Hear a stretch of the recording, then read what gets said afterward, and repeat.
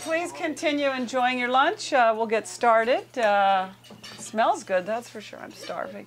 But anyway, welcome, Doug Feith. It's good to have you here. Thank you. And I have to be honest. I expected you to walk in with 2 black eyes and various other bruises and maybe an arm in a sling and on a crutch, because I have watched and read many of your interviews since your book came out, and it can't have been a happy voyage so far. Oh, on the contrary, actually, you like the fight? It's been all right. When you're talking to somebody who's actually looked at the book, it's a lot easier. Can you tell? Oh, sure. You can. But don't you find that you've been, and you may have just known this going in, that you were going to be on the defensive, because you have sounded on the defensive in a lot of the interviews. And is that to be expected? No, I don't think of it that way. I think there are perhaps some interviewers who thought they were on the offensive, but I mean, these are extremely controversial issues: the war on terrorism, Afghanistan, Iraq, and the way I look at it is the book was an opportunity to present some accurate information about the decision making. Because you felt that the information that had been out there before was not necessarily accurate. Well, some of it is not accurate, and all of it is incomplete. And so there's an opportunity to contribute some additional information. Right. And as you know, I see your copy's all marked up. So as you know, there's. That doesn't mean I'll sound like I read it. No, I read it, but I may not sound like I read it. The book quotes very extensively from the actual written record of the administration. How long did it take you to write it? About 2.5 years. So really, you left the job and immediately. Did you have the book contract before you left the job? I think I made it in the last weeks of. And I'm assuming you left at the same time Rumsfeld left. Oh no. No, I left. I left in August of 2005. Right. Okay. So he left a year and a half later. Right. But why did you leave? Just after over 4 years. I was pretty exhausted. You wanted to go write a book? I was pretty exhausted, and you felt you'd taken enough notes that it was time you could go and sit down. And did you know then that you were going to have a perch at Georgetown University? I don't remember when I don't think so. And that has just come to a conclusion. Right. But a bit of a bumpy conclusion, I gather. Well, I had a. Even you have admitted. I had a good time teaching there. Right. In the School of Foreign Service. At the School of Foreign Service, and the teaching went extremely well. What was the class? What was it called? Well, the first year I taught the Bush administration and the war on terrorism, and the second I taught the national security policy of the Bush administration. And how many students did you have typically in your well, classes? they were seminars, so it was in the kind of 18 to 25 range. And how many days a week did you teach? Sometimes once, sometimes twice. But you worked there. You worked there in the school. That was your office. I mean, well, I had an office in the school, and I worked there, and I worked at home in writing the book. And I know the official version is you had a 2-year contract, and that contract has come to a close. But even you said that there were some faculty members who didn't want you on the faculty. Yeah, when the dean hired me, there were some faculty members who objected in principle to having somebody with my views and background on the faculty. But isn't George Tennant there? George Tennant is there. And was he one of the people who objected? Not that I know Not of. that you know. And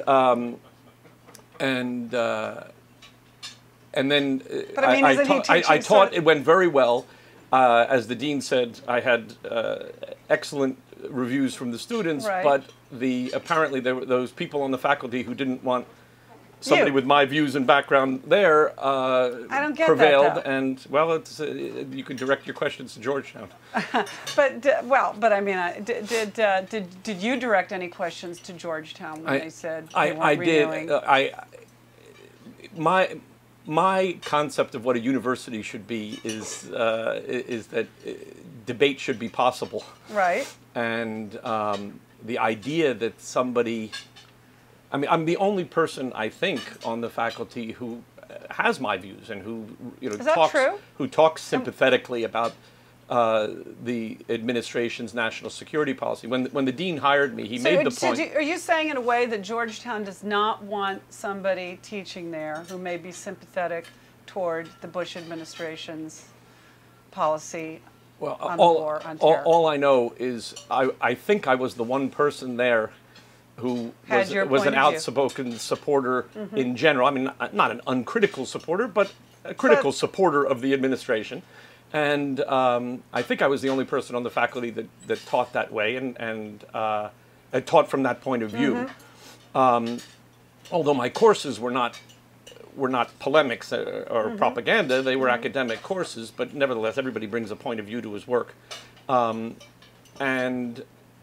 And I did it for 2 years. I got extremely strong evaluations of the teaching. Students went to bat for you, didn't they, I believe? Yes, there were some students. Yes, and they even started a petition for me. Right, like 48 or 50 students signed this petition. And but apparently the controversy was such that the dean announced that they're going to stick to the 2-year arrangement and not renew me. You got drop kicked, I think, is the expression sometimes. You might have to start an insurgency and get yourself back in there. But before we go on, I'm really struck that nobody was teaching what you say you were teaching. I mean, what does Tenet teach, if not the war? I don't know, because I haven't looked up what he's teaching. But nor have I. Okay. And I don't think he was teaching this past year. But in your classes, did you welcome? I don't assume every student was in the tank with you. Did you have dissenters in your classes, and there was room for debate? Oh, sure. I mean, there was a range of political views among the students, and there was actually a very interesting profile that National Public Radio did of my class. I think it was about a year ago.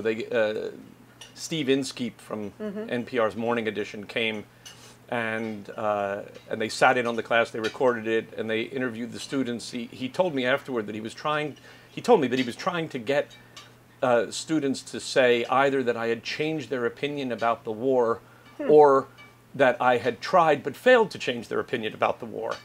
And he said he couldn't get a single student, even though he talked to them when I wasn't around. He said he couldn't get a single student to say that. He said what they all said was that I wasn't interested in changing anybody's opinion, that I was emphasizing all the time. All I wanted them to do is learn what the decisions were, how they were made, and they could come to whatever opinions they wanted. And I wasn't interested in their opinions. I was interested in their knowledge. Yeah. Did you like teaching enough that you'd like to find another teaching job? I may. And have you called up GW or AU or any of the other local universities? No, I'm see if they have a different point of view about. At the moment, I'm really I've been focused on promoting interest in the book. How many times do you think you've said "in my book" in the last month? Many. Because it's been out now, what, about a month. You sort of rolled it out on 60 Minutes, and how have will somebody answer that, please? how have the sales gone? My understanding is they're going pretty well. Yeah. The book made the extended New York Times bestseller list and made I think it was number 7 in the Washington Post. So it's been selling, and my understanding is it continues to sell. But interestingly, the Post, and I know they had a reason, the Post didn't review it. And the Post told me they were not going to review it. And their reason was? Well, about a month before the book came out, 2 of their reporters did a piece based on a leaked typescript of the book. And the reporters were? The reporters were Tom Ricks and Karen DeYoung. And Ricks called me the evening before the piece appeared. It appeared on a Sunday, and they ran it on the front page. And I said he said, "We're going to do a piece on your book tomorrow." Yeah. And I said to him, "Oh, have you read the book?" And he said, "No, we looked through it for newsworthy items."